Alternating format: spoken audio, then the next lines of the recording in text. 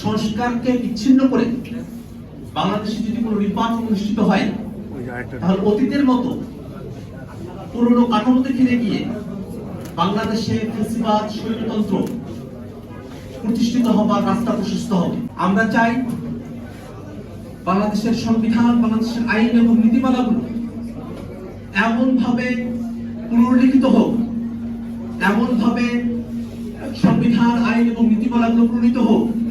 যাতে করে স্বৈরতান্ত্রিক এবং কুক্ষিগত করে রাখবার যে মানসিকতা,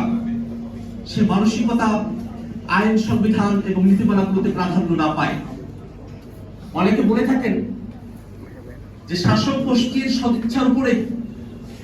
একটি দেশের আইন শৃঙ্খলা, একটি দেশের গণতন্ত্র এবং নাগরিক অধিকারগুলো নির্ভরশীল হয়ে থাকে। এটা যেমন সত্য,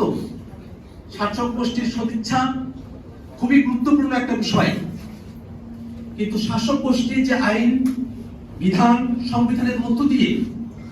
নাগরিকের অধিকার, গণতন্ত্র সুরক্ষিত করবে, সেগুলো যদি স্বৈরতান্ত্রিক নীতিমালার আদলে পরিচালিত হয়, স্বৈরতান্ত্রিক নীতিমালার আদলে প্রণীত হয়, তাহলে শুধুমাত্র সদিচ্ছা দিয়ে স্বৈরতান্ত্রিক নীতির মধ্যে থেকে দেশের নাগরিকের জন্য মানবাধিকার এবং গণতন্ত্রকে সুরক্ষিত করা সম্ভব নয়। অন্ততপক্ষে আইনি কাঠামোতে, সংবিধানে যদি গণতন্ত্রের আভাস থাকে, ক্ষমতার বিকেন্দ্রীকরণ থাকে, জবাবদিহিতার কথা উল্লেখ করা থাকে, তাহলে যে কোনো শাসক গোষ্ঠী যাদের মনের মধ্যেও ফ্যাসিবাদ এবং স্বৈরাচার উঁকি দেয়, তারাও এই আইন এবং সংবিধানের গণতান্ত্রিক প্রক্রিয়ার কারণে নিজেরা স্বৈরতান্ত্রিক হওয়ার পথে পরিচালিত হওয়ার ক্ষেত্রে বাধাপ্রাপ্ত হবে